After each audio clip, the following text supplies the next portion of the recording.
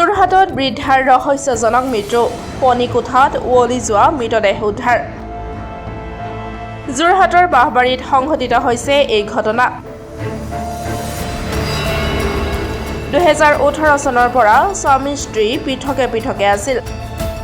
যোৰহাটৰ বাঁহবাৰীত সংঘটিত হৈছে এক চাঞ্চল্যকৰ ঘটনা। পণিকোঠাত উদ্ধাৰ এগৰাকী বয়োজ্যেষ্ঠ মহিলাৰ উৱলি যোৱা মৃতদেহ। নাৰায়ণ দাস নামৰ এজন অৱসৰপ্ৰাপ্ত ব্যক্তিৰ পত্নী মিনু দাসৰ মৃতদেহ উদ্ধাৰ হয় আজি দুপৰীয়া। মহিলাগৰাকীৰ মৃতদেহৰ পৰা দুৰ্গন্ধ বিয়পি পৰাত স্থানীয় ৰাইজে আৰক্ষীক খবৰ দিয়াত আৰক্ষীয়ে উদ্ধাৰ কৰে মহিলাগৰাকীৰ মৃতদেহ। ইফালে মহিলাগৰাকীৰ স্বামীৰ সৈতে নাছিল সুসম্পৰ্ক।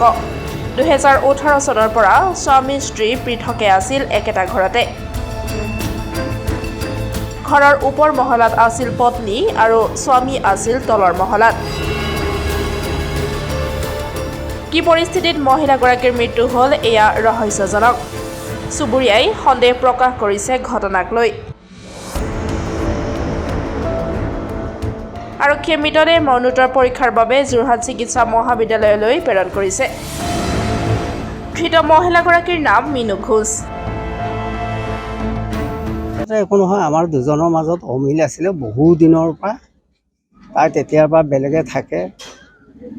মই গোটেই পাৰাত মানুহবোৰক কৈছিলোঁ, তোমালোকে আহি ছেটেলমেণ্ট কৰা, আহি আহা, আমি দুয়ো একেলগে থাকোঁ। বুঢ়া বয়সত কেনেকৈ দুজন বেলেগে। মই এজন হাৰ্ট পেচেণ্ট।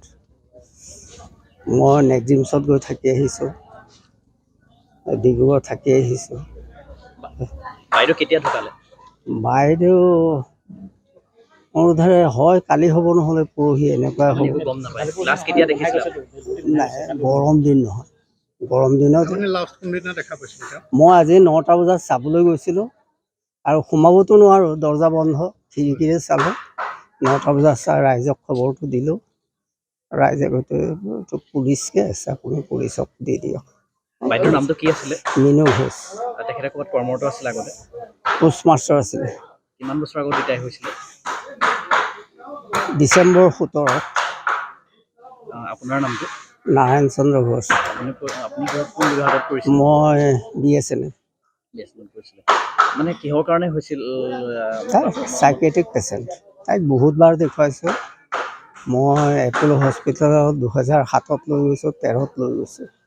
তাৰপিছত শিলচৰতো দেখুৱাইছোঁ, যোৰহাটতো দেখুৱাইছোঁ। এতিয়া আপুনি কি বুলি সন্দেহ কৰিছে? এইটো তেখেতৰ মৃত্যুটো কি বুলি সন্দেহ কৰিছে আপুনি? তেখেতৰ মৃত্যুটো এতিয়া কি ক'ম, আমাৰ ৰুমতো কোনো নোসোমায়, কুকুৰৰ ঘৰত কোনোৱে নোসোমায় আমাৰ ঘৰত। সেইটো অন্য একো নহয়, নিজেই কৰিছে। নিজে মানে কি চুইচাইড কৰিছে? ঠিক ধৰিব নোৱাৰিছোঁ। এই পুলিচে ৰিপৰ্টে ক'ব, সিহঁতে ফটো চটো তুলিছে, মই সিমানখিনি ক'ব নোৱাৰিম। কিমানজন ব্যক্তি থাকে আপোনালোকৰ? আমি দুজনেই, আৰু কোনো নাই। আপোনাৰ ল'ৰা ছোৱালী? ছোৱালী এজনী বিয়া হৈ গ'ল। ক'লৈ বিয়া হ'ল? দিনজান কি দুলীয়াজান। ছোৱালীয়ে গম পাইছে নাই? ছোৱালীয়ে গম পালে। এতিয়া আপোনাৰ দুখ লাগিছেনে? ভাল পাই বিয়া পাতিছিলোঁ সমাজৰ অমতত, আৰু কি ক'ম। সমাজে মোক 15 বছৰ এঘৰীয়া কৰি ৰাখিছিলে, তথাপিতো মই একেলগে মিলি আছিলোঁ। কাৰণ দাস ছোৱালী বিয়া কৰিলে বুলি মোক সমাজৰ বাহিৰত পাতিছিলে, তথাপিতো আমি মিলিজুলি আছিলোঁ। কিন্তু 98ৰ পৰা কি হ'ল ক'ব নোৱাৰোঁ। তাই চাইকেট্ৰিক পেচেণ্ট হ'ল, সেইটোৱে আৰু। আপোনাৰ নামটো কি ক'লে? নাৰায়ণ চন্দ্ৰ ঘোষ। আমি স্থানীয় মানুহে, আমি ইমান নাজানো, কিন্তু ওচৰৰ মানুহৰ মতে গম পালোঁ যে আজি 4 দিনমান হ'ল তেখেতৰ মিছেছ মৰি আছে বুলি ক'লে। আৰু পুলিচৰ গাড়ী দেখিলোঁ, পুলিচ আহিছে, পুলিচকো সোধা পোছা কৰিছোঁ বোলে তেখেতৰ ৱাইফ এনেকৈ 4 দিন হ'ল মৰি আছে। বছ আমি সিমানেহে জানো আৰু। 4 দিন হ'ল, কিন্তু ঘৰত অকলে থাকে নেকি মানুহ? তেখেতৰ মিষ্টাৰ থাকে, আমি জনামতে তেখেতৰ মিষ্টাৰেও বেলেগে খায়, তেখেতেও মানে ৱাইফগৰাকীও বেলেগে খায়। একেটা ঘৰতে থাকে। আৰু তেখেতৰ ছোৱালীগৰাকী ক'ত থাকে নাজানো, বিয়া হৈছে আপোনাৰ এপ্ৰিল মানত বিয়া হৈ গ'ল। ৰহস্যজনক মৃত্যুটো, কিন্তু ৰহস্যৰ ভিতৰত। তাৰমানে স্বামীয়ে গম নাপায়, কিন্তু প্ৰথম অৱস্থাত কোনে গম পালে মৃত্যু? স্থানীয় গাৰ কিনাৰৰ মানুহেহে খবৰ দিছে বুলি কোৱা শুনিছোঁ। গন্ধত থাকিব নোৱাৰি গাৰ কিনাৰৰ মানুহে খবৰ দিছে বুলি কোৱা শুনিছোঁ। তেখেতৰ নামটো? তেখেতৰ নাম মিনু ঘোষ। চাকৰি কৰিছিলে অঁ তেখেতে পোষ্টেলত চাকৰি কৰিছিলে। তেখেতে লাষ্ট শিলচৰৰ পৰা ৰিটায়াৰ্ড কৰিছে হ'বলা। এনেকুৱা কি জেগা? এইখন বাছবাৰী, যোৰহাট বাছবাৰী। তেওঁৰ লগত আমাৰ মিষ্টাৰ লগতে থাকে।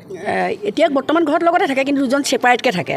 আৰু তেখেতৰ ৰিচেণ্ট আজি ডেৰমাহমানৰ ভিতৰত তেখেতৰ গা বেয়া হৈছিলে খুব।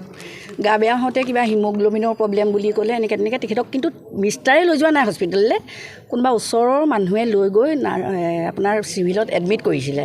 এডমিট কৰি আহি তেখেতে আজি অলপ দিনৰ আগত এদিন মোক লগ পাইছিলে। লগ পাওঁতে কৈছে, মই সুধিছোঁ মানে আপোনাৰ স্বাস্থ্য বহুত বেয়া দেখোন, কি হৈছে? কৈছে যে মই শাৰীৰিকভাৱে দুৰ্বল আৰু মোৰ মানে বহুত বেমাৰ আহি গ'ল, এনেকুৱা। মই বোলো আপুনি এতিয়া চোৱা চিতা কোনে কৰিছে? বোলে মই নিজেই কৰিছোঁ, নিজৰ কামখিনি নিজেই কৰিছোঁ।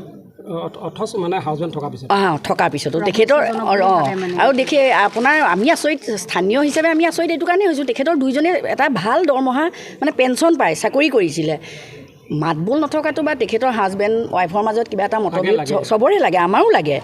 তেখেতৰ ইমান শাৰীৰিক অসুস্থতাৰ পিছতো সেইখিনি তেখেতৰ শৰীৰটোলৈ চাই তেখেতে এগৰাকী নাৰ্ছ ৰাখিব লাগিছিলে। ৰহস্য। হাজবেণ্ডৰ নামটো নাৰায়ণ ঘোষ। আৰু ইভেনটো মানুহগৰাকী আজি আচলতে লোকে কোৱা মতেহে দেই, আমিতো দেখা নাই, এতিয়া এইখিনি ৰৈ আছোঁ, চোৱাগৈও নাই, 4 দিন হ'ল বুলি কৈছে। কিন্তু তেখেতৰ মিষ্টাৰক কালি মই দুপৰীয়াত দেখিছোঁ ৰাস্তাত খোজকাঢ়ি যোৱা। News desk report, Democratic Assam.